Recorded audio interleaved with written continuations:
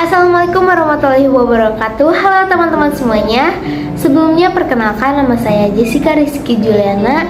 Asal saya dari Universitas Terbuka Bogor dengan program studi Ilmu Komunikasi dan NIM 0453501179. Hari ini saya akan membahas gagasan dan topik tentang COVID-19 sebagai tugas tutorial online mata kuliah Bahasa Indonesia.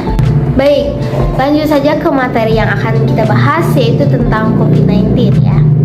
Oke, sebelumnya kita sering dengar kata-kata pandemi. Apa sih pandemi itu? Jadi, pandemik adalah penyakit yang menyebar di wilayah yang luas, misalnya di beberapa benua atau di seluruh dunia. Nah, sekarang yang akan kita bahas ini tentang pandemi COVID-19 yang terjadi di Indonesia. Jadi, COVID-19 itu bermula dari kota Wuhan di Tiongkok.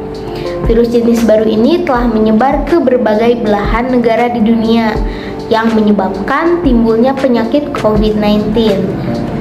Tentunya kondisi ini tidak boleh dianggap remeh dan dibiarkan begitu saja, karena World Health Organization atau WHO pun juga sudah menetapkan pandemi COVID-19 sejak 11 Maret 2020 yang lalu. Tak hanya merugikan dari sisi kesehatan saja, Bapak Presiden Joko Widodo juga mengatakan bahwa virus corona sangat berdampak pada perekonomian Indonesia. Bukan hanya karena produksi barang saja yang terganggu, tetapi investasi pun juga terhambat. Berikut beberapa dampak virus COVID-19 di Indonesia. Yang pertama, beberapa barang menjadi mahal dan langka untuk ditemukan. Contohnya seperti bahan pangan, minyak, beras, dan telur itu menjadi sangat langka dan juga mahal. Kedua, jemaah di Indonesia batal berangkat umroh. Yang ketiga, kunjungan para wisata mancanegara Indonesia menurun. Keempat, merusak tatanan ekonomi di Indonesia. Kelima, impor barang menjadi terhambat. Penyakit virus corona atau COVID-19 ini tentunya penyakit yang menular ya. Sebagian besar orang yang tertular COVID-19 ini akan mengalami gejala ringan hingga sedang dan akan pulih tanpa penanganan khusus. Namun sebagian orang akan mengalami sakit parah dan memerlukan bantuan medis. Pasti dari antara kalian ada yang bertanya-tanya, gimana sih cara penyebaran virus ini? Oke, akan aku jelasin cara penyebaran virus corona ini ya.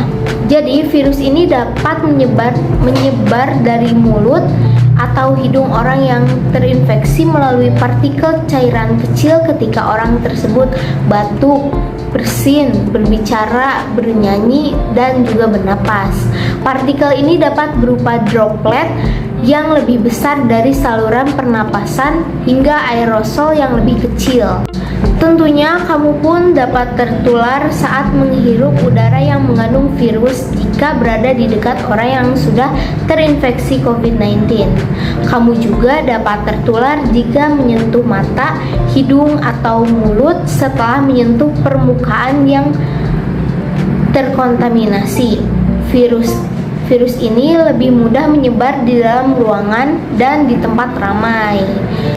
Tercatat di statistik penyakit COVID-19 ada 6,51 juta jiwa yang terkonfirmasi, 35.000 jiwa dirawat, 6,32 juta sembuh, dan 158.000 jiwa meninggal dunia. Sangat sedih bukan masa pandemik ini, karena banyak anak-anak yang kehilangan orang tuanya karena terpapar COVID-19.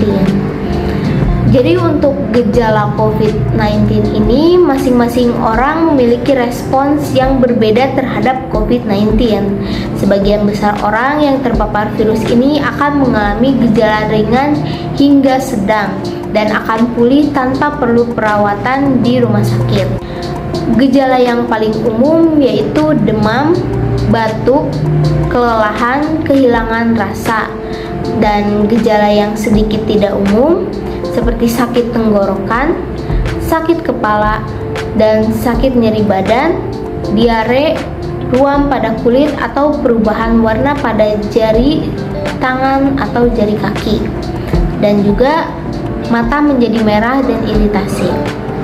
Gejala seriusnya kesulitan bernapas atau sesak napas, kesulitan berbicara atau bergerak, dan juga nyeri dada.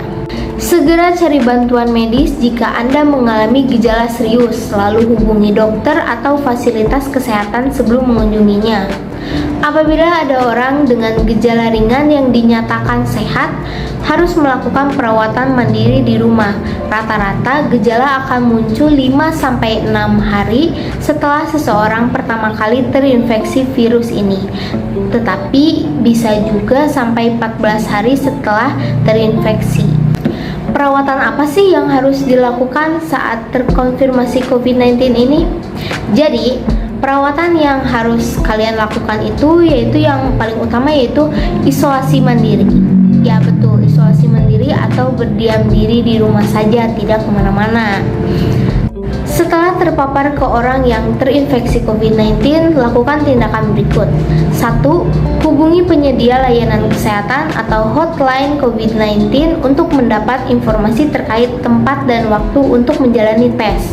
Yang kedua, taati prosedur pelacakan kontak umum menghentikan penyebaran virus. Yang ketiga, jika tes tidak tersedia, tetaplah di rumah dan jangan lakukan kontak dengan orang lain selama 14 hari. Yang keempat, selama masa karantina, jangan pergi ke kantor, sekolah, atau tempat-tempat umum. Mintalah seseorang untuk mencukupi kehidupan kamu. Yang kelima, jaga jarak minimal 1 meter dari orang lain termasuk anggota keluarga kalian. Yang keenam, jangan lupa kenakan masker medis untuk melindungi orang lain termasuk jika ketika Anda perlu meminta perawatan medis. Yang ketujuh, gunakan ruangan yang terpisah dari anggota keluarga lain, dan jika tidak memungkinkan, selalu kenakan masker medis. Pastikan ventilasi ruangan selalu baik ya. Dan jika menggunakan kamar bersama orang lain, beri jarak antara tempat tidur minimal 1 meter. Amati juga diri sendiri apakah ada gejala apapun selama 14 hari itu ya.